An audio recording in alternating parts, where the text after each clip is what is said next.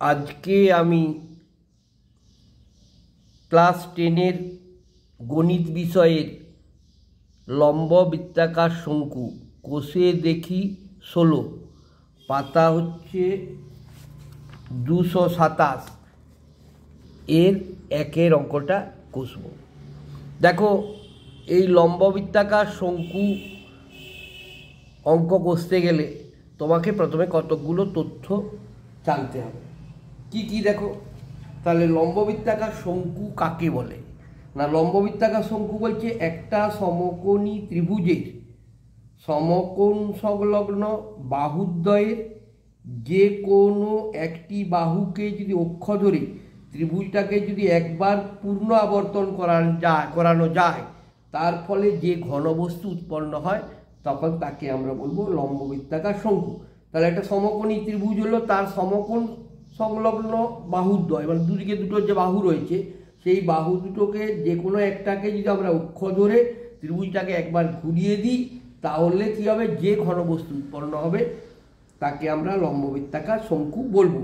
এবার লম্ববৃত্তাকার শঙ্কুর মনে রাখবে, ওই সমকোণী ত্রিভুজটার ওই অক্ষটা ব্যতীত সমকোণ সংলগ্ন অপর বাহুটির একবার পূর্ণ আবর্তনের ফলে যে বৃত্তাকার সমতল উৎপন্ন হয় তাকে আমরা শঙ্কুর ভূমি বলবো। অর্থাৎ ওই তলের যে গোলটা হচ্ছে ওটাকে আমরা বলছি শঙ্কুর ভূমি।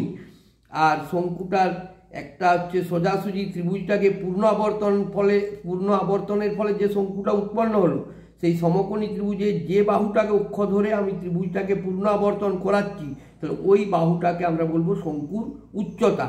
আর ত্রিভুজটা যেটা অতিভুজ হবে সেই অতিভুজটাকে বলছি তির্যক উচ্চতা। আর তোমার ওই তলের বাহু যেটা থাকছে সেই বাহুটার অর্ধেকটাকে বলছি ব্যাসার্ধ।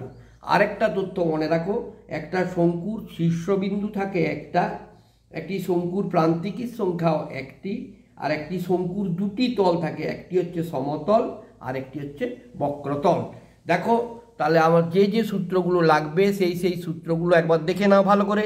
শঙ্কুর পার্শ্বতলের ক্ষেত্রফল সমান পাই আর এল, শঙ্কুর সমগ্র তলের ক্ষেত্রফল সমান পাই আর ইন্টু আর প্লাস এল, ভূমির ক্ষেত্রফল সমান পাই আর স্কোয়ার, আয়তন 1/3 পাই আর স্কোয়ার এইচ, ব্যাসার্ধ যদি বার করতে হলে ব্যাস দেওয়া থাকলে ব্যাসকে 2 দিয়ে ভাগ করলেই ব্যাসার্ধ হবে, এটা আমরা জানি।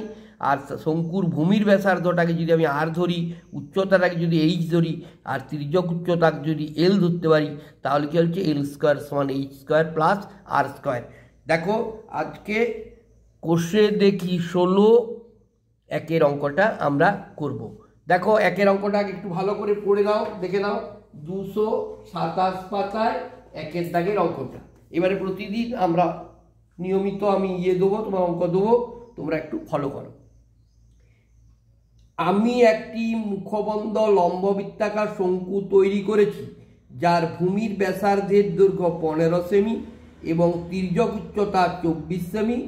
ওই শঙ্কুর পার্শ্বতলের ক্ষেত্রফল ও সমগ্র তলের ক্ষেত্রফল হিসাব করে লিখি।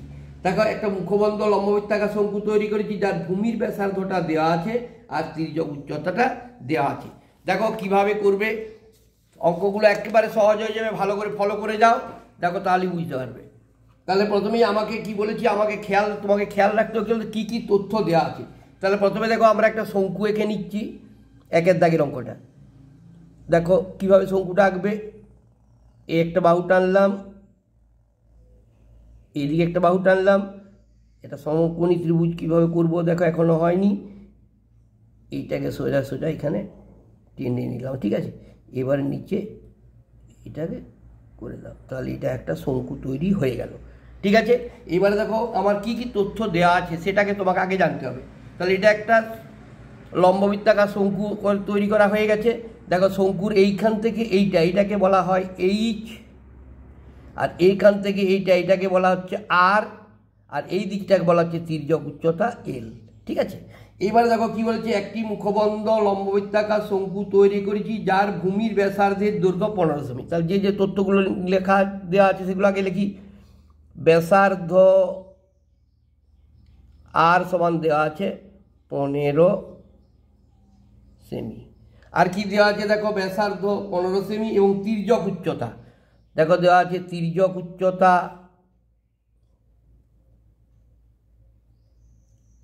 তির্যক উচ্চতা এল সমান দেওয়া আছে কত সেমি? 24 সেমি। এই দুটি তথ্য দেওয়া আছে। তাহলে এইচ মানে হচ্ছে এই আর মানে হচ্ছে 80, তার মানে 80 দেওয়া আছে ধরো 15 সেমি, আর এটা দেওয়া আছে 24 সেমি। এইবারে তোমাকে বলেছে কী বার করতে বলেছে? শঙ্কুটির পার্শ্বতলের ক্ষেত্রফল। দেখো কেন বলছি, যে তথ্য দেওয়া আছে লিখে নিলাম, এবার যাকে বার করতে বলেছে সেটা দেখো, শঙ্কুটির পার্শ্বতলের ক্ষেত্রফল। তাহলে শঙ্কুটির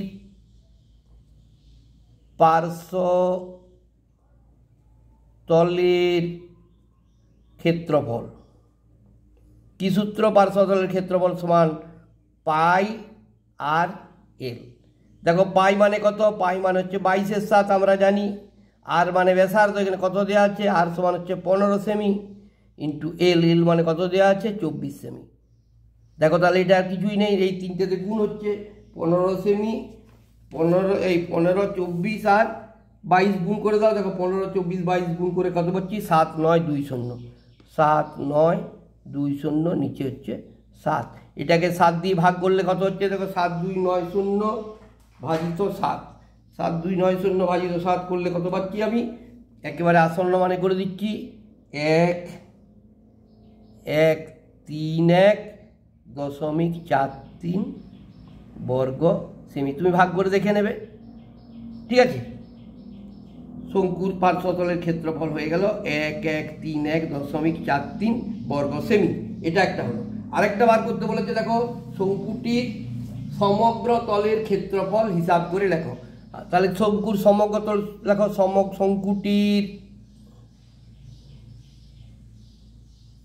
সমগ্র তলের ক্ষেত্রফল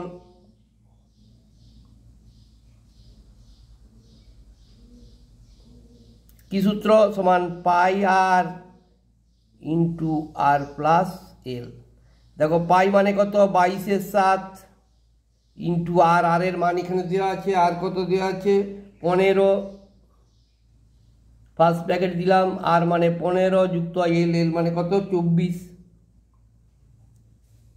সমান দেখো 22/7 গুণিত 15 গুণিত এটা যোগ করো 5 4 9, 2 আর 1 3, 39।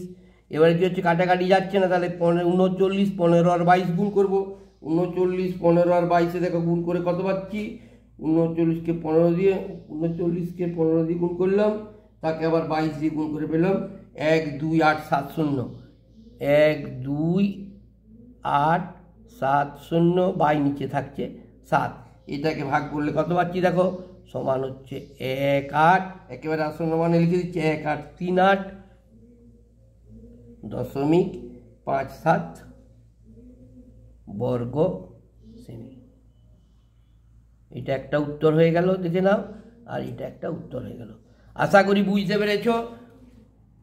দেখো তুমি এইভাবে প্রথমেই ছবিটা আঁকো, যে যে তথ্যগুলো দেওয়া আছে সেগুলোকে বসাও, কীটাকে বার করতে বলেছে সেই সূত্রটা লেখো, মানগুলো বসাও, তাহলে দেখো পেয়ে যাবে। ধন্যবাদ। এবার থেকে প্রতিদিন পাবে, অঙ্কগুলো ফলো করো। যারা বিশেষ করে মাধ্যমিক পরীক্ষা এবছর দেবে। ধন্যবাদ।